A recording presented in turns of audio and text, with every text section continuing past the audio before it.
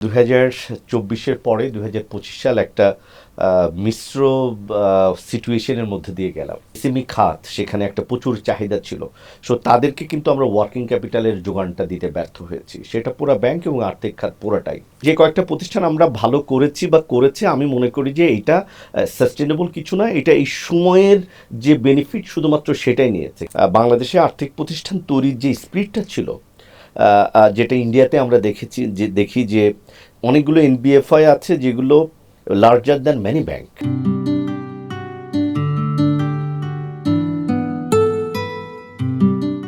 দর্শক, বণিক বার্তার পক্ষ থেকে আপনাদেরকে স্বাগতম। বণিক বার্তার নিয়মিত আয়োজন অন্তর্দৃষ্টিতে আমরা আজকে কথা বলবো কায়সার হামিদের সঙ্গে। তিনি বাংলাদেশ ফাইন্যান্স পিএলসির ব্যবস্থাপনা পরিচালক ও প্রধান নির্বাহী কর্মকর্তা। একই সঙ্গে তিনি Bangladesh leasing and finance companies অ্যাসোসিয়েশনের ভাইস প্রেসিডেন্ট। আমরা তার কাছ থেকে নন ব্যাংকিং ফাইন্যান্সিয়াল কোম্পানিগুলোর নানা দিক নিয়ে কথা বলবো। বণিক বার্তার পক্ষ থেকে আপনাদের স্বাগতম। আপনাকে ধন্যবাদ। শুরুতে একটু আপনার কাছ থেকে জানতে চাচ্ছিলাম যে আসলে বর্তমানে কেমন করছে আমাদের নন ব্যাংকিং ফাইন্যান্সিয়াল কোম্পানিগুলো। এই কোম্পানিগুলোর যাত্রা তো অনেক দিন হলো। 2025 সাল একটা মিশ্র সিচুয়েশনের মধ্যে দিয়ে গেলাম। ব্যাংকিং খাতে যেভাবে চ্যালেঞ্জ ছিল, আপনার উচ্চ হারে খেলাপি ঋণ, সঙ্গে সঙ্গে চরম লিকুইডিটি বা তারল্য সংকট, যার ফলে আমরা দেখেছি যে বাংলাদেশ ব্যাংক 5টা ব্যাংককে একসঙ্গে মার্জ করার একটা ইনিশিয়েটিভ শুরু করেছে। ঠিক এরকমই কিন্তু আরেকটা প্রতিফলন আমরা আর্থিক খাতে দেখেছি। আর্থিক প্রতিষ্ঠানগুলোতে আমরা 2025 সালের পুরোটা বছর জুড়ে 20টা আর্থিক প্রতিষ্ঠানকে চিহ্নিত করে সেগুলোকে কেন অবসায়ন করানো হবে না বা লাইসেন্স বাতিল করা হবে না সেটা নিয়ে, যেমন আপনার প্রথমে বাংলাদেশ ব্যাংক থেকে চিঠি এসেছে, পরবর্তীতে এখান থেকে 9টা আর্থিক প্রতিষ্ঠানকে অবসায়ন করা বা বন্ধ করার একটা প্রক্রিয়া শুরু হয়েছে। তো এরকম যখন একটা খাতের অনেকগুলো সংখ্যক প্রতিষ্ঠানকে নিয়ে একটা ট্রান্সফরমেশন বা রিস্ট্রাকচারের কাজ হয়, তখন তার কিন্তু একটা নেতিবাচক প্রবণতা পুরো খাতের উপরেই পড়ে। সেটা আপনার আমাদের যেমন ক্রেডিট গ্রোথের উপরে পড়েছে, যে আমাদের তেমন কোনো ক্রেডিট গ্রোথ হয় নাই। লিকুইডিটিতে পড়েছে, অর্থাৎ আমানতের পরিমাণ তেমন বৃদ্ধি পায় নাই। ঠিক তেমনি আস্থার সংকট যেটা ছিল গত 7-8 বছর জুড়ে, সেটা কিন্তু অব্যাহত থেকেছে। এবং সামগ্রিকভাবে যদি আমরা বলি যে অর্থনীতির যে চিত্রটা আমরা দেখেছি, যে একটা স্ট্যাগনেশন যদি আমি বলি, যে আমরা ঠিক গ্রোথ সেক্টরে যেতে পারিনি, যেখানে আমাদের বাংলাদেশের যে এসএমই খাত সেখানে একটা প্রচুর চাহিদা ছিল। সো তাদেরকে কিন্তু আমরা ওয়ার্কিং ক্যাপিটালের যোগানটা দিতে ব্যর্থ হয়েছি। সেটা পুরো ব্যাংক এবং আর্থিক খাত পুরোটাই। সাথে সাথে আমরা কর্পোরেট সেক্টরে দেখেছি যে আমাদের প্রচুর লোন কিন্তু আপনার স্টাক হয়ে গেছে, এবং এগুলো পলিসি সাপোর্ট ইউনিটের থ্রু দিয়ে রিস্ট্রাকচার এবং রিশিডিউল হচ্ছে প্রায় দীর্ঘমেয়াদীর জন্য। এটারও কিন্তু একটা লিকুইডিটি চ্যালেঞ্জ আমাদের 2025 সালে পড়েছে, এবং এইটার ক্ষতটা কিন্তু আগামী কয়েকটা বছর ধরে আমাদেরকে বয়ে বেড়াতে হবে। তো সব মিলায় যদি আমি সারমর্মভাবে বলি যে আর্থিক প্রতিষ্ঠান 2025 সাল একটা কঠিন চ্যালেঞ্জের মধ্য দিয়ে অতিক্রম করেছে, এবং ব্যাংকিং খাতে সহ সামগ্রিকভাবে একটা সংকটের মধ্য দিয়ে এই যাত্রা চলছে। আপনি যেই চ্যালেঞ্জের কথা, যে সমস্যাগুলোর কথা বললেন, তো এর বিপরীতে তো হচ্ছে যে চ্যালেঞ্জিং একটা এনভায়রনমেন্টে আপনার কিছু প্রতিষ্ঠান তো তার মধ্যে হচ্ছে যে আপনার ভালো করেছে বা মোটামুটি হচ্ছে যে তার বিজনেসটা ধরে রাখতে পেরেছে। সেটা আসলে কিভাবে পসিবল হলো? There is a natural demand and growth. তো অর্থনীতি তো একেবারে বন্ধ হয় নাই। এখন আপনি 35টা আর্থিক প্রতিষ্ঠানের মধ্যে হয়তো 4টা বা 5টাকে আমরা হয়তো এবছর প্রফিটেবিলিটিতে দেখব 2025 সালে থার্ড কোয়ার্টারে। হয়তো আমাদের প্রতিষ্ঠানের সঙ্গে আমরা আরও 4টা-5টা আর্থিক প্রতিষ্ঠানকে দেখব। কিন্তু যদি আপনি সামগ্রিকভাবে 35টা বলেন, সেটা আসলে পুরো সেক্টরকে রিপ্রেজেন্ট করে না। এখন তো there is a natural minimum demand from the sector, সেটা আপনি এসএমই বলেন, রিটেল বলেন, কর্পোরেট বলেন। যে গ্রোথটা আমাদের দরকার থাকে একটা অর্গানাইজেশনকে লং টার্মকে সাস্টেইন করার জন্য, সেটা তো আসলে আমরা সেই জায়গায় যেতে পারিনি। প্লাস কিছু ব্যাংকের ক্ষেত্রেও আপনি দেখবেন যে বেশিরভাগ ব্যাংক তারল্য সংকটে থাকলেও 7-8টা ব্যাংক বা 10টার মতো ব্যাংক আছে যেখানে আপনার এক্সেস লিকুইডিটি এসেছে। তো এক্সেস লিকুইডিটি কি আসলে আপনি বলবেন যে শুধুমাত্র তার ভালোর কারণে? এটা আসলে যে অন্য প্রতিষ্ঠানের যে অনাস্থা, অন্য ব্যাংকগুলোতে যে অনাস্থা, সেখানে টাকাটাই কিন্তু আপনার এই ভালো ব্যাংকগুলোতে এসেছে, এবং সেটাতে কি হয়েছে, এই টাকাটা কিন্তু আলটিমেটলি আবার আপনার বাংলাদেশ ব্যাংকের বিভিন্ন বন্ড বা বিলে চলে গেছে। যেহেতু তাদের এই পরিমাণ ক্রেডিটে এক্সপ্যানশনের এই মুহূর্তে পরিবেশ সাপোর্ট করেনি বা তারা করার সক্ষমতা নাই, তারা কিন্তু এই টাকাটা আপনার মানি মার্কেটের মধ্যে ছিল। তার মানে অ্যাজ এ হোল আমাদের পুরো টাকাটা সাইকেলটা কিন্তু আমরা ভালো করলেও এটা মানি মার্কেটের মধ্যে দিয়ে ঘোরাফেরা করেছে। ডিফারেন্ট কাইন্ড অফ সার্ভিসেসগুলো এন্ড কাস্টমারকে দেয়া, তো এন্ড কাস্টমারকে না দিয়ে আপনি মানি মার্কেট থেকে bank to bank transaction, central ব্যাংকের সঙ্গে ট্রানজেকশন দিয়ে যদি আপনি প্রফিট করেন, এটা তো সাস্টেইনেবল না। এই যে বাংলাদেশ ব্যাংকের পলিসি রেট থেকে অন্যান্য রেট যে কমা শুরু হলো, এটা তো বিরাট একটা প্রফিটেবিলিটিতে আপনার 2026 সালে হিট করবে। সুতরাং যে কয়েকটা প্রতিষ্ঠান আমরা ভালো করেছি বা করেছে, আমি মনে করি যে এটা সাস্টেনেবল কিছু না, এটা এই সময়ের যে বেনিফিট শুধুমাত্র সেটাই নিয়েছে, কিন্তু মূল যে আপনার স্ট্রেংথটা তৈরি করার সুযোগ ছিল সেটা কিন্তু আমরা গ্রহণ করতে পারিনি। আমাদের পার্শ্ববর্তী দেশ ভারতে আমরা যদি দেখি যে এই নন ব্যাংকিং ফাইন্যান্সিয়াল কোম্পানিজগুলো খুবই পপুলার এবং তাদের অনেকগুলোর সাইজ বেশ বড়। তো আসলে মানে ওই ক্ষেত্রে আমরা যদি কম্পেয়ার করি, আসলে আমাদের আসলে সমস্যা বা এটা কোন জায়গায়, আসলে আমরা কেন তাই সেই স্কেলের প্রতিষ্ঠান হিসেবে গড়ে উঠতে পারিনি? জি, আপনি আসলে খুবই একটা কনসেপচুয়াল প্রশ্ন করেছেন, যেটা আমরা শুরুর থেকে ভুল করে গেছি। বাংলাদেশে আর্থিক প্রতিষ্ঠান তৈরির যে স্পিরিটটা ছিল, যেটা ইন্ডিয়াতে আমরা দেখি যে অনেকগুলো এনবিএফআই আছে যেগুলো লার্জার দ্যান ম্যানি ব্যাংক, এবং আপনি এইচডিএফসি বলেন, আইসিআইসিআই বলেন, এদের ব্যাংকের বাইরেও মাহিন্দ্রা ফাইন্যান্স বলেন, এরকম বড় বড় স্পেশালাইজড ফাইন্যান্সিয়াল ইনস্টিটিউশন আছে যারা আপনার ডিফারেন্ট সেগমেন্ট নিয়ে কাজ করে। কেউ এগ্রিকালচার টুলস মেশিনারিজ নিয়ে কাজ করে, কেউ গোল্ড ফাইন্যান্সিং সেটাকে বেস করে কাজ করে, কেউ মর্টগেজ নিয়ে কাজ করে, কেউ ইনফ্রাস্ট্রাকচার নিয়ে কাজ করে, কেউ বাইক মোটর ভেহিকেল এগুলো নিয়ে কাজ করে, কেউ অটো অন্য জায়গায় কাজ করে। আর্থিক প্রতিষ্ঠানগুলো লং টার্ম এবং যে মিসিং যে সেগমেন্টগুলো আছে সেইটাকে জন্যই কিন্তু স্পেশালাইজড ভাবে সেগুলো তৈরি হয়। আমাদের এখানে আপনি দেখেন যে আমরা আর্থিক প্রতিষ্ঠানকে একটা শ্যাডো ব্যাংকিং ইন্ডাস্ট্রি তৈরি করেছি, এবং সেটা হচ্ছে বি সেগমেন্ট হিসেবে দাও, অর্থাৎ ব্যাংকের যে সমস্ত কাস্টমাররা তাদের লিমিট শেষ হয়ে যায় এবং সেইটাকে কুইকলি শর্টকাট নেওয়ার জন্য একটা সেক্টর দরকার ছিল, সেটাকে আমরা আর্থিক প্রতিষ্ঠান সেক্টরটাকে কাজ করেছি। এখানে আমরা ওই working capital, short term financing এবং ব্যাংকের কাস্টমার ব্যাংকের লোনের মতোই আসলে আমরা গিয়েছি। 2020 সালে আপনি দেখবেন যে আমাদের দেশে মাইক্রো ক্রেডিট ইনস্টিটিউশনগুলো তাদের লোনের পোর্টফোলিও ছিল 1,25,000 বা 30,000 কোটি টাকা। সেটা কিন্তু 2-3 বছরে বেড়ে 3.5 লাখ কোটি টাকা এসে গেছে, এবং বাংলাদেশকে বলা হয় মাইক্রো ক্রেডিটের মক্কা। তার মানে এখানে কি পরিমাণ একটা ডিমান্ড আছে, কিন্তু মাইক্রো ক্রেডিট তো একটা সার্টেন রেঞ্জের বাইরে, একটা সার্টেন ক্যাপাসিটির বাইরে আপনার ফাইন্যান্সিং করতে পারছে না, এবং ব্যাংকও আবার একটা নির্দিষ্ট রেঞ্জের নিচে এসে আসলে ফাইন্যান্সিং করে না। এই যে মাঝখানে একটা বড় সংখ্যক জনগোষ্ঠী ছিল যাদেরকে sector wise, zone wise, purpose wise special ফাইন্যান্সিংয়ের জন্যই এই ফাইন্যান্সিয়াল ইনস্টিটিউশনটা কাজ করতে পারতো, সেই জায়গায় আমরা আমাদের বিজনেস মডেলটাই তৈরি করি নাই একদম শুরু থেকে। আমরা লাইসেন্স নিয়েছি অনেক প্রমিস দিয়ে বাংলাদেশ ব্যাংকে, সেটা বাংলাদেশ ব্যাংকের সুপারভিশনেরও উইকনেসটাকে আমরা কাজে লাগিয়েছি, এবং আমাদের বাংলাদেশের যে রাষ্ট্রযন্ত্র, সেই রাষ্ট্রযন্ত্রের যে ব্যর্থতা দীর্ঘদিনের, সেইটার কিন্তু ডিরেক্ট প্রতিফলন বা রিফ্লেকশন কিন্তু আমরা আর্থিক খাতে দেখেছি। আমাদের সুপারভিশন মনিটরিংটা উইক ছিল। অ্যাজ এ হোল আমরা একটা ট্রাপের মধ্যে দিয়ে পড়ে আমরা এগিয়েছি। এর মধ্যে যারা ভালো করছে আপনি দেখেন যে প্রত্যেকের কিন্তু আপনার একটা স্পেশালিটি আছে। আমরা গত 5 বছরে আমাদের টোটাল ফাইন্যান্সিংয়ের ক্লোজ টু 90% ফাইন্যান্সিং করেছি ডিজিটাল মডেলে এসএমইদের কাছে। আপনার 1.5 টন 1 টনের ট্রাকগুলো আমরা ক্ষুদ্র মাঝারি কৃষকদেরকে দিয়েছি। আমরা ফার্মারদেরকে 4 লাখ 5 লাখ টাকা দিয়েছি 3-4টা গাভী কেনার জন্য একদম প্রত্যন্ত অঞ্চলে। আমরা এক্সকেভেটর মেশিন, ছোট ছোট ট্রাক্টর, এই সমস্ত টুলসগুলো দিয়েছি। আপনি দেখেন যে আমাদের দেশে যে পরিমাণ ইনফ্রাস্ট্রাকচার হচ্ছে, রোড কনস্ট্রাকশন হচ্ছে, লোকাল লেভেলে কিন্তু এগুলো কাজ করার খুব বেশি একটা যন্ত্রপাতি নাই, ছোট উদ্যোক্তা নাই, তো এটা রিটার্ন অনেক হাই। সো এরকম অনেকগুলো সেক্টরকে আমরা আসলে আমাদের স্পেশালিটি হিসাবে আমরা তৈরি করেছি। সো সেখানে কিন্তু যার ফলে আমরা গত 5 বছর সার্ভাইভ করে গেছি আমি বলবো। সুতরাং যারা ভালো করছে ওটার জন্য ইউএসপি যেমন আপনার দরকার, আপনার বিজনেস মডেলটা সেপারেটলি করার দরকার। আপনি ব্যাংকের আদলে ব্যাংকের সঙ্গে কম্পিট করে ব্যাংকের টাকা নিয়ে তো আপনি সার্ভাইভ করবেন না। তো এই জায়গাটাতে আমরা ইন্ডিয়ার সঙ্গে একটা বড় ধরনের পার্থক্যের মধ্যে গেছি। এখন আপনি ওভারনাইট তো বলতে পারবেন না যে ব্যাংক তুমি এই কাজ করবা না, আর্থিক প্রতিষ্ঠান এই কাজ করবা। এইটা যার যার বিজনেস মডেল দিয়েই তার আলাদা পার্সোনালিটি একটা ব্র্যান্ড পার্সোনালিটি, একটা ফাইন্যান্স পার্সোনালিটি আপনার তৈরি করে ফেলতে হবে।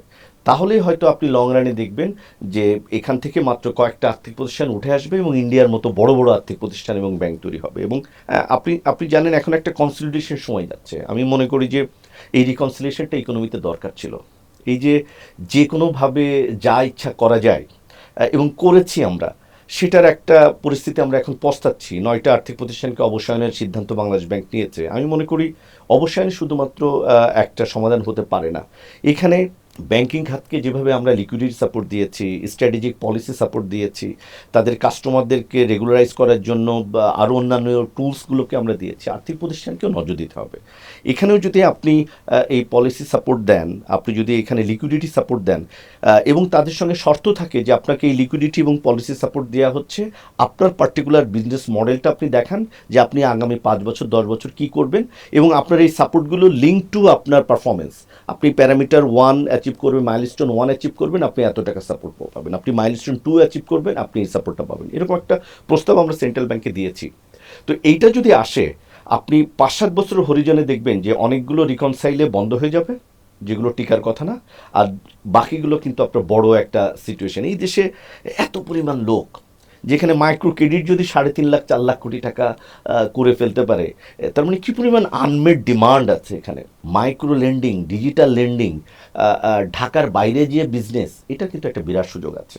এটা তো ইন্ডিয়ার মতো বরঞ্চ ডিফিকাল্ট রাষ্ট্র না, যে আপনার এক স্টেট থেকে আর এক স্টেটে যাওয়া, ল্যাঙ্গুয়েজ ব্যারিয়ার, অন্য অসংখ্য ব্যারিয়ার আছে। বাংলাদেশে আমরা টোটাল ব্যাংকিং ইন্ডাস্ট্রির 80% বিজনেসই ঢাকায়।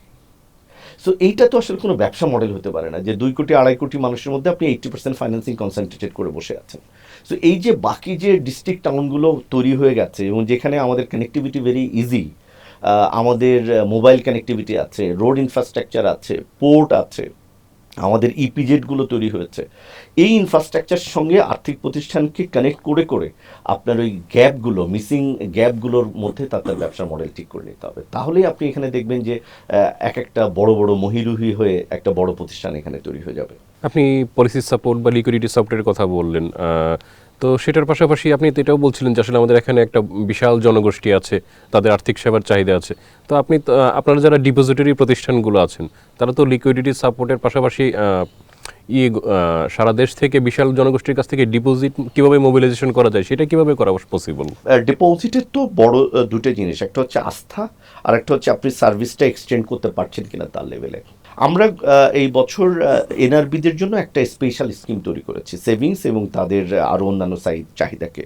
কিন্তু একটা জিনিস হচ্ছে কি, আপনি দেখেন ওভারঅল বাংলাদেশে ব্যাংকিং ইন্ডাস্ট্রির উপরে মানুষের একটা অনাস্থা আছে, এবং সে অনাস্থাটা এরকম হয়ে গেছে যে আগে আমাদের সাধারণ মানুষের হাতে 1.5 লাখ কোটি টাকা ক্যাশ ছিল, সেটা বেড়ে কিন্তু 3.5 লাখ কোটি টাকার উপরে ক্যাশ হয়ে গেছে। তার মানে মানুষ ব্যাংকিং সেক্টরে ব্যাংকে টাকা রাখার পরিবর্তে নিজের কাছে টাকা রাখাটাকে অনেকটা নিরাপদ বা শ্রেয় মনে করছে। এই অবস্থার পরিবর্তন দরকার, 1। 2, এই যে নির্বাচন নিয়ে যে মানুষের একটা শঙ্কা, রাজনৈতিক পরিস্থিতি নিয়ে যে একটা শঙ্কা বা অনাস্থা, এটাও কিন্তু গত পুরা বছরটা জুড়ে ছিল। আমরা এখন হয়তো very near to the national election. আমার কাছে মনে হয় এই পরিস্থিতিটা যদি স্টেবিলাইজ হয় এবং যদি এখানে দেখা হয় যে সেন্ট্রাল ব্যাংক নিজেই এগিয়ে এসেছে পলিসি এবং লিকুইডিটি সাপোর্ট নিয়ে, এটা কিন্তু একটা পজিটিভ বার্তা দিবে একটা ম্যাস পপুলেশনের কাছে যে না, তাদের গার্ডিয়ান হিসাবে, রেগুলেটর হিসাবে সেন্ট্রাল ব্যাংক আমাদের যেমন মনিটরও করছে আবার তাকে সাপোর্টও করছে। সুতরাং তারা তাদের যে টাকাটা ব্যাংকিং সেক্টর থেকে বাইরে নিয়ে গেছিলো, তারা তখন এখানে দিবে। শুধুমাত্র আপনার একটা আর্থিক প্রতিষ্ঠান নিজে নিজে, যেহেতু এই ঘোলাটে পরিবেশটা আর্থিক প্রতিষ্ঠান একা তৈরি করে নাই, এই ঘোলাটে পরিবেশটা আমাদের বিগত রাজনৈতিক দল, তাদের যে সাঙ্গপাঙ্গ, সেগুলো, আমাদের ব্যাংকিং সিস্টেম, পুরাটা মিলেই কিন্তু এই ঘোলাটে পরিবেশটা তৈরি হয়েছে। অর্থাৎ অনাস্থা, দুর্বৃত্তায়ন, উচ্চ খেলাপিরন, টাকা পাচার, সব কিছু। তো সেইটা কি শুধুমাত্র আর্থিক প্রতিষ্ঠান নিজস্ব ইনিশিয়েটিভে, ড্রাইভে ওভারকাম করতে পারবে? অফকোর্স না।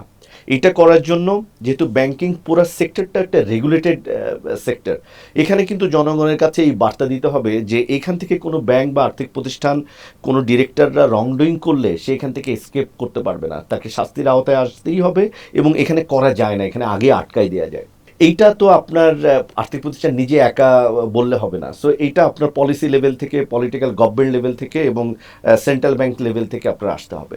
এইটার সঙ্গে সঙ্গে আর্থিক প্রতিষ্ঠানগুলো আপনি যেটা বললেন যে সেভিংস মোবিলাইজ করার জন্য ডিফারেন্ট সেগমেন্টের জন্য কাস্টমাইজ করে, স্টুডেন্টদের জন্য ডিফারেন্ট স্কিম, বাচ্চাদের জন্য ডিফারেন্ট স্কিম, হাউস ওয়াইফদের জন্য ডিফারেন্ট স্কিম, প্রফেশনালসদের জন্য ডিফারেন্ট স্কিম, একদম এসএমইর ইয়েদের জন্য ডিফারেন্ট স্কিম, এইটাকে তৈরি করে তাদেরকে রিচ করতে হবে। সো এটা it is a combined effort from the institution as a whole, government এবং সেন্ট্রাল ব্যাংক। আপনাদের অ্যাসোসিয়েশনের পক্ষ থেকে বা ওভারঅল ইন্ডাস্ট্রির ক্ষেত্রে যদি আমি বলি যে তাহলে আপনাদের সুনির্দিষ্ট কোনো পরিকল্পনা বা হচ্ছে যে আপনার যেই সাপোর্ট চাচ্ছেন সেটার বিষয়ে একটু বিস্তারিত জানতে চাই, যে আসলে সামনের দিনগুলোতে আপনি বেশ কয়েক বছর লাগবে বলছিলেন প্রতিষ্ঠানগুলোর ক্ষত সেরে উঠতে, তো আসলে এক্ষেত্রে আপনাদের কোনো সুনির্দিষ্ট পরিকল্পনা আছে কিনা যে আসলে আপনারা কি করতে চান এই সেক্টরটাকে নিয়ে? আমরা বলেছি, বাংলাদেশ ব্যাংকের কাছে একটা প্রেজেন্টেশন করেছি, আমরা ওয়ে আউট বলেছি এবং কি টুলস ব্যবহার করে আমাদেরকে সাপোর্ট দিতে পারবে তারও একটা প্রস্তাবনা আমরা দিয়েছি। বাংলাদেশ ব্যাংক পজিটিভলি নিয়েছে এবং বলছে তারা সদয় বিবেচনা করছেন। হয়তো ব্যাংকের কাজগুলো নিয়ে অতিমাত্রায় ব্যস্ততা থাকার কারণে এদিকে একটু নজর কম আসছে। আমরা যেটা মনে করি যে সত্যিকার অর্থে যে আর্থিক প্রতিষ্ঠানকে আর টেকায় রাখা সম্ভব না, যাদের বিজনেস কেস নাই, যাদের প্রোমোটাররা এখানে অ্যাবসেন্ট কমপ্লিটলি, সেগুলো হয়তো লিকুইডেশনেই যেতে হবে এবং সেটা লিকুইডেশন হলে সাধারণ আমানতকারীরা বেনিফিটেড হবে। This number one side. কিন্তু এইটা দিয়ে কি আসলে বাকি সবগুলোকে ঠিক করা যাবে? না।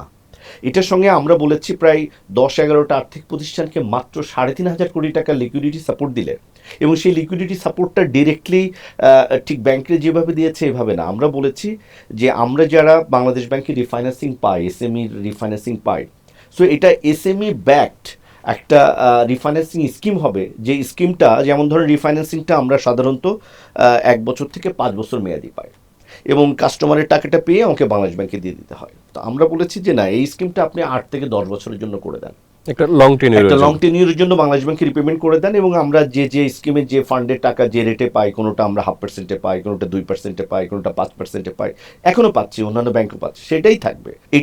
এইটাতে যেটা হবে যে আমরা কাস্টমার থেকে টাকা পেয়ে বাংলাদেশ ব্যাংকে ফেরত না দিয়ে এটাকে আমরা রিভলভিং করাতে পারবো।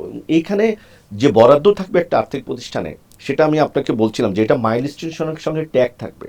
ধরেন আমার প্রতিষ্ঠানকে যদি 500 কোটি টাকা সাপোর্ট দেওয়া হয়, এখানে বলা হবে ওকে তোমার এই প্রি ফাইন্যান্সিং স্কিমে 100 কোটি টাকা, তুমি এই সেক্টরে এই ধরনের এনপিএল ম্যানেজ করতে পারলে, এটা ফুলি ইমপ্লিমেন্টেড হলে তুমি নেক্সট 100 কোটি টাকা পাবে।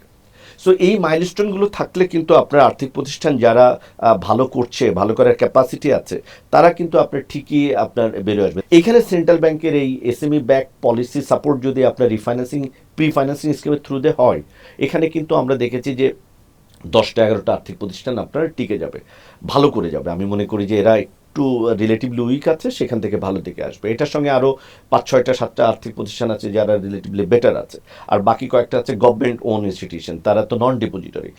এর বাইরে যারা থাকবে অফকোর্স তাদেরকে আপনার আইদার বন্ধের দিকে ডিসিশন নিতে হবে অথবা গভর্নমেন্ট চাইলে মার্চ করতে পারে। এটাতে আমার কাছে মনে হয় যে পুরো সেক্টর কিন্তু একটা ডিফারেন্ট উচ্চতায় চলে যাবে। এখানে এনজিও যদি 1.5 লাখ থেকে 4 লাখ কোটি টাকা হয়, যেখানে এত পরিমাণ monitoring tools, system, software, money laundering, অন্যান্য স্কিম নাই, সুযোগ নাই, সেখানে আর্থিক প্রতিষ্ঠান কেন 75,000 কোটি টাকা, 80,000 কোটি টাকা পড়ে থাকবে? It could be easily 5 lakh crore by next 2 to 3 years. So এইটা, এবং সেটা কিন্তু আপনার এই যে বৈচিত্র্যময় ফান্ডিং হবে, যেখানে একটা ব্যাংকিং তো ভেরি কস্টলি সার্ভিস, একটা ব্যাংকের কাউন্টার সার্ভিস ভেরি কস্টলি, সেখানে অ্যাকাউন্ট খোলা, চেক বই, এটিএম ইস্যু করা, অনেক সেফটি সিকিউরিটি নিরাপত্তার বিষয় থাকে, এবং তারপরে ফাইন্যান্সিং, সেইটার থেকে কিন্তু ফাইন্যান্স কোম্পানিগুলোতে আপনার ভেরি ইজি ফর্মে আপনার কিন্তু ফাইন্যান্সিং ফ্যাসিলিটি পেতে পারে। সো ভালোর ক্ষেত্রে আপনাকে যেমন প্রমোট করতে হবে, আপনি আবার যারা দুর্বল বা উইক বা দুষ্টু, তাদেরকে আপনি শাস্তিমূলক ব্যবস্থা নেবেন। এখন শুধুমাত্র শাস্তিমূলক ব্যবস্থা কিন্তু সেক্টরকে আসলে এখান থেকে বাঁচাতে পারবে না, কারণ আপনি তো একটা এক্সাম্পল দিচ্ছেন শুধুমাত্র বন্ধ করার, সাথে সাথে যারা ভালো তাদেরকে যদি বা মিড লেভেলে আছে একটু সাপোর্ট হলেই তারা সামনের দিকে এগিয়ে যাবে, তাদের পাশে এসে তো আসলে দাঁড়াতে হবে। আপনারা তো ফান্ডের জন্য ক্যাপিটাল মার্কেটেও তো আপনার নানা রকম ক্যাপিটাল মার্কেট ইনস্ট্রুমেন্ট আছে, সেগুলোকেও তো কাজে লাগাতে পারেন, সেখান থেকে তো আপনাদের একটা ফান্ড আসতে পারে। 2024 সালের অগাস্টের পরে মনে করেছিলাম যে এখানেও একটা বড় ধরনের পরিবর্তন আসবে, ট্রান্সফরমেশন আসবে, এবং সাধারণ মানুষের যে আস্থা সেটা বাড়বে। আমরা প্রথমে কয়েকদিন কিন্তু ট্রানজ্যাকশন মানুষের এঙ্গেজমেন্ট একটা ভালো দেখেছি, মাত্র কয়েকদিন। তারপরে কিন্তু সারা বছর জুড়ে একটা আস্থার সংকট, এবং যে পলিসিগুলো রেগুলেটর করেছে কেউই পজিটিভলি একটা পলিসিও নেয় নাই, যার ফলে একটা নতুন আইপিও আসে নাই। ফান্ড রেজ করার জন্য তো আপনার যদি এই মার্কেটে মানুষের পার্টিসিপেশন না থাকে, ইনস্টিটিউশনাল পার্টিসিপেশন না থাকে, retail huge number of account যদি না থাকে, আমরা বলি প্রায় 30 লক্ষ কাস্টমারের মধ্যে 10-12 লাখ হচ্ছে সক্রিয় আপনার আইপিও, বাকি শূন্য শেয়ার সংখ্যা আইপিও বিও অ্যাকাউন্টে ভরে গেছে। তো এইখানে আপনি যে ফান্ড রেজ করার জন্য আপনি বন্ড ইস্যু করবেন, আপনি রাইট ইস্যু করবেন, আপনি রিপিট পাবলিক অফারিং করবেন, আপনি বিভিন্ন সাবঅর্ডিনেট বন্ড বা জিরো কুপন বন্ড ইস্যু করবেন, প্রেফারেন্স শেয়ার ইস্যু করবেন, মার্কেট লিকুইডিটি তো আপনার ফান্ডামেন্টালি সাপোর্ট করছে না মূল ইকুইটি মার্কেটকে। তাহলে এইগুলো আপনি আসলে কোথায় করবেন? একটা আইপিও আপনার এবছর আসে নাই, এবং ব্যবসায়ীরা মনে করছে যে তারা আইপিও আনতে চাইলে যে রাইট প্রাইস পাবে এবং যে ভলিউম তার দরকার মার্কেট সেটার জন্য রেডি না। এখানেও আমার কাছে মনে হয় যে একটা ব্যাপক শুধু সংস্কার না, আস্থাকে আনার জন্য যত অংশীজন আছে, ইন্টারমিডিয়ারিজ আছে, তাদের সবাইকে এক জায়গা করাটা ভেরি ইম্পর্টেন্ট। এইটা হলে আপনি ঠিকই বলেছেন, আর্থিক প্রতিষ্ঠান এখান থেকেও তার টোটাল ফান্ডের অ্যাটলিস্ট 20-30% ফান্ড কিন্তু লং টার্মের জন্য এখান থেকে আপনার সোর্স করতে পারবে। নতুন বছর শুরু হলো, আসলে এই বছরটা কেমন যাবে বলে মনে করছেন আপনাদের আর্থিক খাতের জন্য যদি বলি? আমরা যে ফোরকাস্টিংটা আমার কাছে মনে হচ্ছে, নাম্বার ওয়ান হচ্ছে এই লিকুইডিটি টাইটেনিং সিচুয়েশনটা ঈদ পর্যন্ত আরও টাইট হবে, এবং ইলেকশন সহ first half would be almost similar stagnant একটা সিচুয়েশন, এবং বরংস আর একটু টাইট হতে পারে। এরপরে যে আমার কাছে মনে হয় যে দেশের যে ক্রেডিট গ্রোথ, লিকুইডিটি ইমপ্রুভমেন্ট, অন্যান্য জায়গাগুলো আপনার ইজিয়ার হবে। কেননা আপনার যদি ফরেন ইনভেস্টমেন্ট এদেশে না আসে, উদ্যোক্তারা যদি তাদের নতুন প্রজেক্ট না নেন, টাকার ভ্যালুসিটি মুভমেন্ট যদি না আসে, তাহলে কিন্তু আপনার আর্থিক প্রতিষ্ঠান ব্যাংক কারোর জন্যই ভালো ব্যবসা করার পরিবেশ হবে না। সো আপনি ফেব্রুয়ারিতে যদি ইলেকশন হয়, সেটা লিঙ্ক টু যদি আমাদের রোজা, ঈদ এটা বলেন, আমার কাছে মনে হয় যে second half of 2026 will be a turn around year to again আমাদের যে ইকোনমির যে আপনার গ্রোথ স্ট্র্যাটেজি ছিল, সেই গ্রোথ স্ট্র্যাটেজিতে আমরা আবার ঢুকতে পারবো। একটু আগেই আপনি বলছিলেন আপনাদের একটা নতুন আর্থিক সেবা প্ল্যাটফর্ম বীরের কথা, গত বছরই যেটা আপনারা চালু করেছিলেন, আসলে এটার ক্ষেত্রে আপনারা কেমন সাড়া পেয়েছেন? জি, আমরা তো 2025 সালে এটা লঞ্চ করলাম প্রবাসীদের জন্য, বীর নাম দিয়ে। এটা আমরা 50 কোটি টাকার উপরে এখানে আমরা ব্যবসা করেছি, কিন্তু আমাদের আশা ছিল হয়তো আরও বড় করব। কিন্তু দেশের যে সার্বিক অনাস্থা, এটা কিন্তু প্রবাসীদেরকে আরও বেশি ভয় বা সংকটের মধ্যে ফেলে। কিন্তু আমরা হয়তো আগামী বছর বা ঈদকে কেন্দ্র করে হয়তো একটা ভালো টার্ন অ্যারাউন্ড পাবো। আপনি বলছিলেন যে আসলে এই এনবিএফসি গুলোর ক্ষেত্রে ব্র্যান্ড ইমেজ, তারপরে হচ্ছে যে মানুষের মধ্যে আস্থা বাড়ানো, এটি আসলে আপনার তার বিজনেসের জন্য, তার বিজনেস রিভাইভেলের জন্য খুবই প্রয়োজনীয়। তো আমরা তো যেটা দেখি যে আসলে আপনার একটা যেটা আছে, যেটা অবশ্য রেগুলেটরি রিকোয়ারমেন্ট যদিও, কিন্তু সিএসআর এর মাধ্যমে কিন্তু আসলে প্রতিষ্ঠানগুলোর একটা ব্র্যান্ড ইমেজ একটা গড়ে ওঠে কিংবা মানুষের কাছে পৌঁছানো যায়। তো এই বিষয়ে একটু জানতে চাই যে আসলে আপনাদের সিএসআর কার্যক্রম কেমন চলছে? আসলে 2025 সালে এটা তো প্রফিটের সঙ্গে আসলে লিঙ্ক, প্রফিটেবিলিটি কমে গেলে সিএসআর অ্যাক্টিভিটিও কমে যায়। সো আমরা হয়তো ওভারঅল কম দেখেছি 2025 সালে, কিন্তু এইটা আমরা সিএসআরটাকে মনে করি যে ইকোনমিতে কন্ট্রিবিউটিং, আমরা শুধু গাছ লাগানো আর আপনার ওই শীতবস্ত্র বিতরণটাকে সিএসআর মনে করি না, এগুলো একটা অ্যাক্টিভিটি মনে করি। আমরা আপনার এডুকেশনকে একটা বড় ধরনের আমাদের কনসিডারেশনের জায়গা, ট্রেনিং ফর ইয়ুথ অ্যান্ড আনব্যাংকড যারা আছে তাদেরকে। সো বাংলাদেশ ফাইন্যান্স কিন্তু গত বছর ঢাকার বাইরে অনেকগুলো ফাইন্যান্সিয়াল লিটারেসি অ্যাক্টিভিটি করেছে, যেখানে মানুষের অ্যাওয়ারনেস, যে তাদের ফ্রডুলেন্ট অ্যাক্টিভিটিতে কীভাবে তারা থাকবে, ব্যাংকে অ্যাকাউন্ট কীভাবে খুলবে, বিকাশ বা নগদ এগুলো ব্যবহার ক্ষেত্রে কী সতর্কতা ব্যবহার করতে হবে, এই সমস্ত জায়গায় যেমন আমরা কাজ করেছি, ঠিক তেমনি উদ্যোক্তাদের দক্ষতা বাড়ানোর জন্য, তাদের ব্যবসায় যে গ্যাপগুলো আছে সেইখানে, যেহেতু আমরা একই সেক্টরের অনেকগুলো ব্যবসাকে দেখি, ভালো ব্যবসা, খারাপ ব্যবসা, মাঝারি ব্যবসাকে দেখি, তো এই মত বিনিময় করে যাতে তাদের এক্সপেরিয়েন্সটাকে ইমপ্রুভ করা যায়, সেইখানে আমরা কাজ করছি। আর হেলথের জায়গা নিয়েও বাংলাদেশ ফাইন্যান্স বেশ ফোকাস করছে। এবার একটু আপনাদের বিষয়ে জানতে চাই যে আসলে আপনাদের কি পরিকল্পনা, আসলে কি করতে চান ব্যবসায়িকভাবে?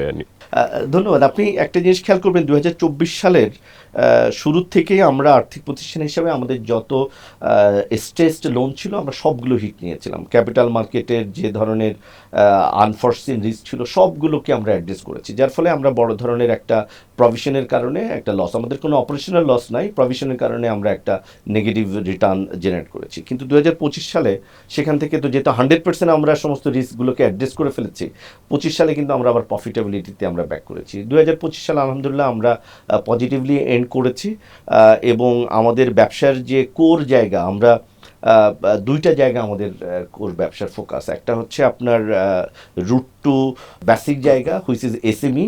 সো এসএমইতে আমাদের ফাইন্যান্সিংয়ের 80-90% আমরা ওখানে করি। আরেকটা হচ্ছে আপনার ডিজিটাল ফাইন্যান্সিয়াল সার্ভিসেস।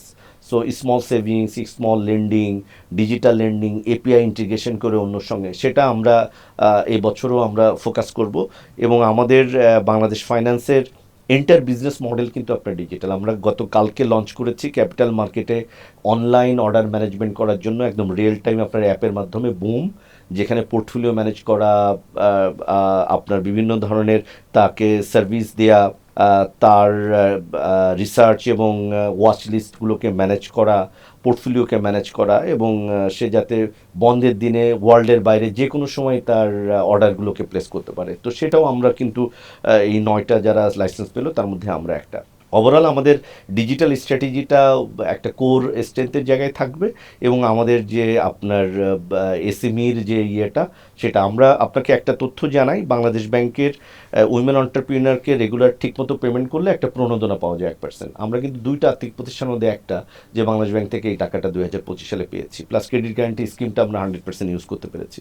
সো এই জায়গায় আমাদের ফোকাস উইল রিমেইন স্টিল, যে আমরা এই এসএমইর এই রুট জায়গাটা আমরা ফোকাস করছি, এবং ডিজিটাল এক্সপেনশনটা আমাদের চলবে। সামনে নতুন কিছু করতে চান? নতুনের মধ্যে আমার কাছে মনে হয় যে প্রবাসীদের নিয়ে যে প্ল্যাটফর্ম, সেটা নিয়ে আমরা প্রবাসীদের কাছে যেতে চাই। পার্টিকুলারলি মিডিল ইস্টে প্রায় 50% অফ দ্য এন্টায়ার প্রবাসীরা থাকে, হুইচ ইজ 70-75 লক্ষ। তাদের কাছে আমরা পৌঁছাতে চাই। আর আমাদের যে ইয়ুথ পপুলেশন আছে, এই ইয়ুথ পপুলেশনকে আমরা আসলে তাদের ফার্স্ট এক্সপিরিয়েন্সটা, তাদের ফার্স্ট সেভিংসটা যাতে আমাদের মাধ্যমে হয়, সেটা আমাদের একটা বড় ফোকাস এরিয়া থাকবে। সেটা কিভাবে আপনারা করতে চান? আমরা বেশ কয়েকটা ইউনিভার্সিটিতে কাজ শুরু করেছি। আমরা অলরেডি ইউনিভার্সিটির তাদেরকে আমাদের এখানে ইন্টার্নশিপের যেমন সুযোগ দিচ্ছি, তেমনি ডিজিটাল সেভিংসটার সুযোগ আমরা তাদেরকে দিচ্ছি। সো আমরা ভালো ভালো university, BRAC, north south, EIU, BUP, এদের ওখানে কিন্তু আমরা রেগুলার অ্যাক্টিভিটির সঙ্গে আছি। তাদেরকে আমরা এখান থেকে অন্তত 30-40 জনকে আমাদের এখানে আমরা ইন্টার্নশিপের সুযোগ দিয়েছি, সেখান থেকে 8 থেকে 10 জনকে অ্যাপয়েন্টমেন্ট দিয়েছি। আর এদের থ্রুতে আমরা এন্টায়ার ইউনিভার্সিটিগুলোর ছেলে মেয়েদের যাতে ডিজিটাল, তারা আপনি মনে কর অফকোর্স যে ব্রাঞ্চে যে তারা সার্ভিস নিতে চায় না, তাদের এই ফার্স্ট ডিজিটাল এক্সপিরিয়েন্সটা কিন্তু আমরা শুরু করেছি। আমার কাছে মনে হয় যে এটাকে 2-3 বছরের রিপোর্টে আমরা একটা বড় সংখ্যক জনগণের কাছে পৌঁছাতে পারবো, স্টুডেন্টদের কাছে পৌঁছাতে পারবো। আমরা প্রায় শেষের দিকে, আপনি যদি কোনো বিষয় কিছু যদি অ্যাড করতে চান। না, আমার কাছে 2026 সাল কঠিন চ্যালেঞ্জিং মনে হলেও আশাবাদের ইয়ার মনে হয়, এবং এই আশাবাদীতে যারা স্পেশাল ফোকাস নিয়ে হিউম্যান রিসোর্সের স্কিলড আপ করে কাজ করবে, তারা ভালো করবে। এটা একটা অসম্ভব পটেনশিয়ালের দেশ, অসংখ্য সমস্যা যেমন আছে, বাট বিরাট সম্ভাবনাও এই দেশে আছে। তো এরকম একটা ইয়ুথ পপুলেশন, অদমনীয় মানসিক যে একটা চেতনা আছে আমাদের মধ্যে, এবং যে দেশপ্রেমটা ভিতরে আছে, ওটাকে আপনাকে ট্যাগ করে কাজে লাগিয়ে আসলে আমাদেরকে সামনে যেতে হবে। 2026 সালটা সেরকম একটা বছর হবে বলে আমরা মনে করি। এবং আপনারা যেভাবে আমাদের সেক্টরকে নিয়ে, পুরো ইকোনমিকে নিয়েও যে কাজ করছেন, যে ধরনের অ্যানালাইসিসগুলো নিয়ে আসছেন, আমি মনে করি সেগুলো আমাদের জন্য অনেক কাজে দেবে। এই প্রত্যাশা রেখে বণিক বার্তার সকল দর্শক এবং আপনাদেরকে ধন্যবাদ জানিয়ে শেষ করছি। বণিক বার্তা থেকে সময় দেওয়ার জন্য আপনাকেও ধন্যবাদ। আপনাকে ধন্যবাদ।